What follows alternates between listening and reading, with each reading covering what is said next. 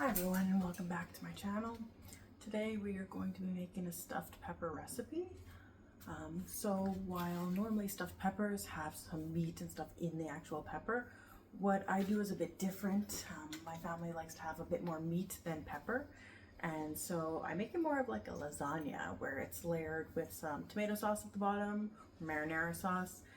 Then I put the peppers down, then I put the meat, and on top I put a bechamel sauce. So it's a really rich and flavorful stuffed pepper recipe. I tend to make more than one batch at a time. So first I will cook up one for the night, and then I'll also prepare a second dish that I can freeze. Because with 4 kids, it's really important to have some freezer meals always available. So let's get started with this recipe, and I hope you try it at home and enjoy it too. To start, I need to cut up some vegetables to prepare the marinara sauce. Sometimes I have marinara sauce already prepared, but right now I do not have any left in my pantry, so I will have to make it from scratch. Luckily, a couple weeks ago, my family and I made some fresh tomato sauce, so I have some of that already available. So it'll really help add to the flavor. So here I'm just chopping up some celery, some garlic, and some onion. Those are really the main components to the marinara sauce that I make. Sometimes I don't put celery, but because I had it in the fridge, I decided to add it. If you don't have time to make a sauce from scratch, you could use a store-bought sauce in a jar. You could just add that instead. I personally prefer a homemade sauce, and so does my family, especially my husband. So I tend to just make it from scratch. I also get to control the ingredients that go into it as well, which to me is very important. I like to know exactly what I'm putting in my body and my kids' bodies, so I like to make these things from scratch, but either way, it would work. So here I'm just going to start to cook some of the vegetables. So I'm going to fry the onions in a bit of olive oil. I added some coarse salt, and I actually found some pancetta. These are little cubed pancetta pieces. I had some left over from the other day, so I decided to add that to the pot as well, just for some extra flavor. I add it towards the beginning of cooking with the onion so that the edges can get browned, and it like pancetta is an Italian bacon pretty much, so it adds another smoky, salty flavor to the sauce. So I'm going to stir this all up well, make sure those onions are fully cooked, make sure they turn translucent, and I'll cook the celery as well at the same time. In order to utilize the time that it's going to take to get these vegetables all cooked, I will start warming a cast iron pan. I will use that to cook the meat. Finally, I'm going to be adding the garlic, which is the last ingredient that I always add before adding any sort of liquid to the sauce. Garlic really doesn't take long to cook. Once you smell the garlic aroma, it becomes very fragrant. Once you smell that, you know it's cooked enough and it's time to add some sort of sauce to it to prevent it from burning, because garlic can burn very quickly. So every time I open jars, I always smell them. I don't know. It gives me that sort of summery smell because most of the ingredients that I use to put in these jars came from my garden in the summer. So I really enjoy to get that fresh tomato sauce smell. I make sure to put water in the jars and shake it around. We don't want to let any of that good flavor go to waste. So I get every last bit out, add it to the pot, and I will simmer this for quite a while, all morning pretty much. I'll end up making my family lunch and things like that while it's just simmering on the stove. And I'll finish the actual dish later on after lunchtime. Okay, so I'm going to add some spices to the sauce as well. There's some dried oregano that I'll add here. I already added some fresh basil too. And I will always salt to taste. I try the sauce throughout the day, and if I think it needs more salt, I'll add it. Depending on the type of tomatoes that you use for your sauce, you may actually want to add some sugar in order to balance out the acidity. Because I used fresh San Marzano tomatoes and I skinned them and took out the seeds, they're actually very sweet, so I don't have to add another sweet element. Now I'm going to cook up 2 pounds of meat. So I have a pound of ground beef and a pound of ground pork here. The ground beef we actually recently got from a local butcher, and it is one of my favorite ground beefs I've ever bought. It is a higher fat ground beef, which I really think is nice to work with. I like to have the fattier contents. I think it adds a lot of flavor and depth to each dish that I cook with it. I put some oil down in the pan and then I add the meat. I'm going to spread out the meat a little bit here just so as much of it as possible can be touching the bottom surface of the pan. I want to brown this meat, so I'm actually not going to touch it now for a little while until the meat becomes fully browned. That adds a lot of flavor to the meat itself. So I will add some spices, some salt. I mean, it's really important always to add salt to every component of the dish. And some garlic powder as well. To make the bechamel sauce, we are going to start with warming 5 tablespoons of butter. The sauce will actually come together very quick. It doesn't take long to make.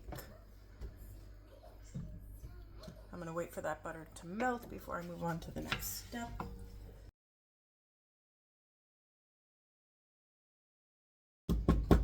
Okay, so now that butter is pretty much melted, I'm going to add about half a cup of flour. So what I'm making right now is actually, this would be called a roux, I believe. So this is what will help the sauce to thicken up. I'm going to turn the temperature down because I don't want to burn the butter or the flour. I'll leave it a bit more.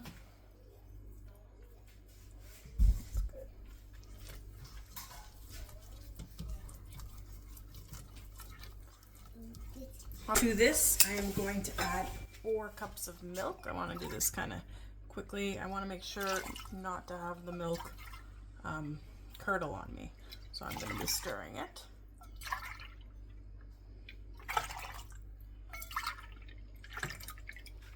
I think I need a little bit more milk. That should be good. Switch spoons. I'll save this one for after though. Don't need to wash it, but I'm going to whisk this. And now we just need to wait for this to heat up. And once you start to see kind of little like steam coming off of it, you don't want it to fully boil because then the milk will start to curdle, and you do not want that. No, that doesn't taste good, or the texture becomes really bad. But I'll wait for this to warm up and I'll stir it often. You really do not want this to burn or the milk to scald on the bottom. Okay, so while I am waiting for the bechamel to heat up, I'm actually going to cut up some of these peppers that I have. So these peppers I actually grew in my garden this summer, and we had a first frost warning the other day, so we had to pick all of our peppers. So that's kind of why I'm making this recipe.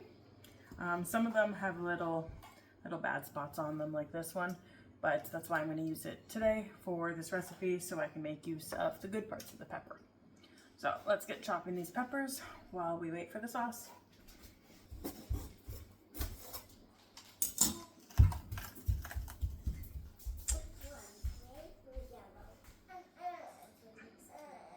I don't think I can salvage this pepper. There's no good parts in it.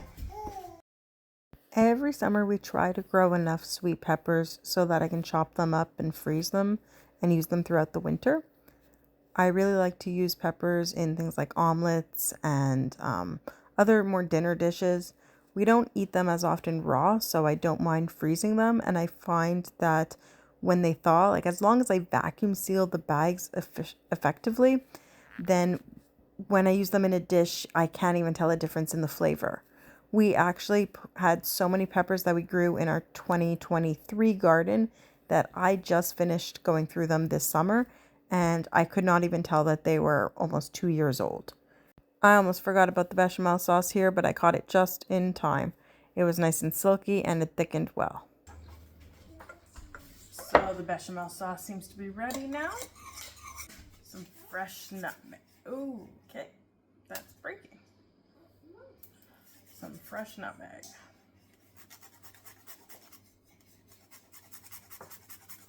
There's something just so nice. Fresh nutmeg. It smells delicious. Can I smell it? Can I smell? Yummy. My kids are often by my side in the kitchen, and I really try to teach them the value of good ingredients. Okay, so I'm going to mix the stuffing mixture together. So it's really just rice and meat at this point.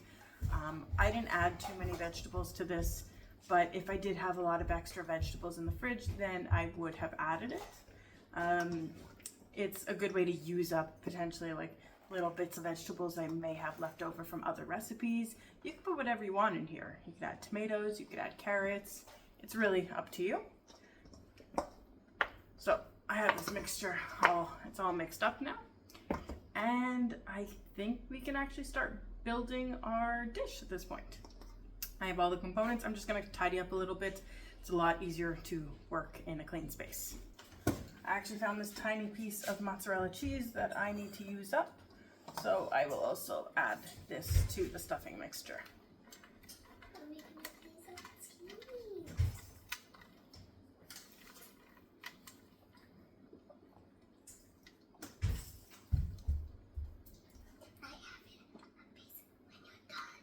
There you go.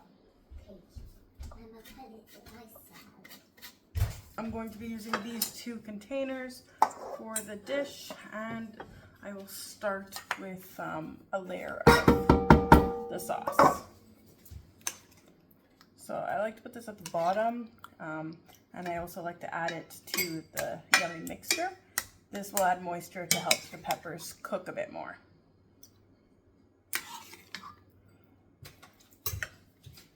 So this dish here I'm actually going to freeze, and this one we're going to eat today. So once I think I have enough of this sauce at the bottom of the dishes, I'll actually add it to add some to the stuffing mixture. So I'm going to take this bowl here and I'm going to put some sauce into it as well. It just adds some extra flavor. I want to make sure to use all of that yummy sauce. This sauce was actually made from San Marzano tomatoes that we bought from a local farmer, and we took the seeds out and skinned them and then canned them. So as a family we did that together, and now I'm using it to make these yummy dishes. Okay, so this is where the lasagna component comes in. I'm going to take these peppers and I'm sort of going to just layer them as best as I can. Sometimes I'll break them open a bit more. I want to make sure we get them everywhere. And it's okay if sauce gets all over the place, into the peppers and everything. And I really want to make sure I use all of these peppers. We grew them. I don't want any of them to go to waste. So I'm going to make both of these dishes.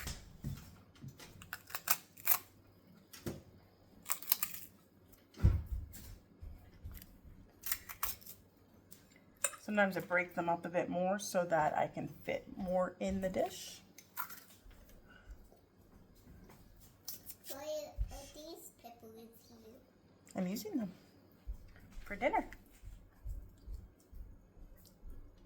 It's a little softer, but I think it's still good. Let me get that in. So here I think I ended up using... This? Yeah, just a second. I think I ended up using about 5 or 6 peppers. Can you peel this? I must go peel an apple before I move on.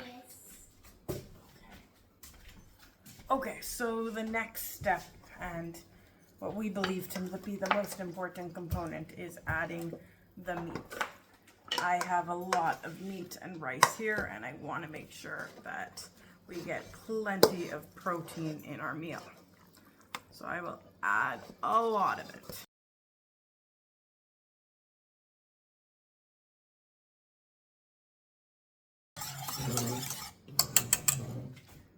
So this is probably the most important part of this meal.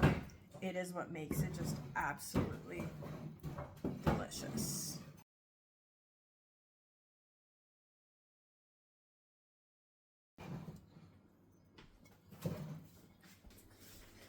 So these dishes are now ready to go into the oven. I will put this one in the oven here for dinner tonight, And this one, once it's fully cooled, I'm going to wrap it in probably 2 layers of tin foil, and I will put it in the freezer so that it's ready for another day. I'll let you know what it looks like once it's done. I will put this in the oven now at 350, and I end up turning it up to 400 for about an hour to an hour and a half. I want to make sure that those peppers are fully cooked and nice and soft. Here's the final product that I tasted when it was way too hot, but it was delicious anyways, and our family agreed because that's all we had left over.